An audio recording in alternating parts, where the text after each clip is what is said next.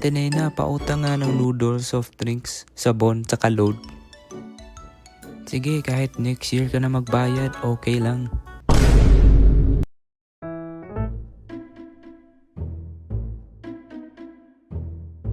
Kulang pa tayo ng bigas at ulam.